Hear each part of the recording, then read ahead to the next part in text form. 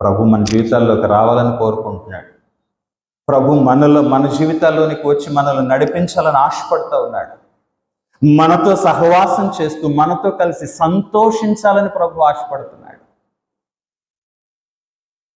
నువ్వు లోకం వైపు చూస్తూ ప్రభువుని నిర్లక్ష్య పెట్టి వెనకకు పంపించి వేస్తున్నావా?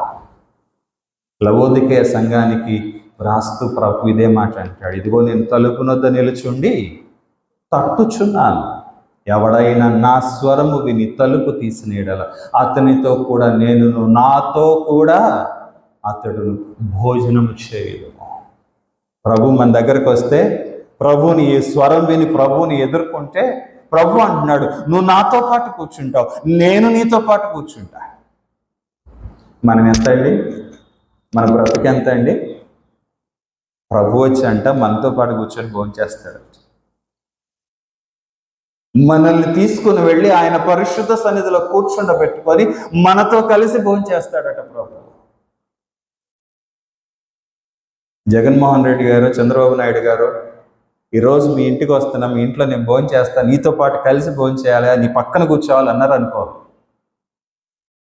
మనకు ఆగుద్దా? ఊరు మొత్తం ఏకం చేసి బ్యాండ్ మేళాలు దండోరాలు అన్నీ పెట్టి తీసుకొని వచ్చి మన ఇంట్లో కూర్చుంటే మళ్ళీ స్పెషల్గా ఇదిగో ఆయనతో పాటు ఉన్నప్పుడే నన్ను వీడియో దిగి ఎన్ని ఏర్పాట్లు చేస్తాం. ఆయన ఏం తింటాడు, ఆయనకి ఏమి ఇష్టం, ఆయన ఎట్లా ఉంటాడు, కుర్చీ ఏత్తు సరిపోద్దా, ఎన్ని ఆలోచిస్తావు నువ్వు. మరి ఈరోజు ప్రభు నీ జీవితంలోకి వస్తున్నాడండి, నీతో కలిసి భోంచేయాలని ఆశపడుతున్నాడండి ప్రభు. మరి ఆయన కోసం ఏం చేస్తున్నావు? ప్రభు అంటున్నాడు, లోకం వైపు చూడు.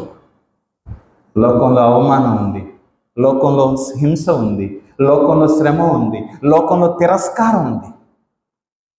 వాటి వైపు చూడకు, నా వైపు చూడు. నా బిడ్డలాగా నా కౌగిలిలో ఉంచుకోవడానికి మీ దగ్గరకు వస్తున్నా. నా స్వరం వింటావా?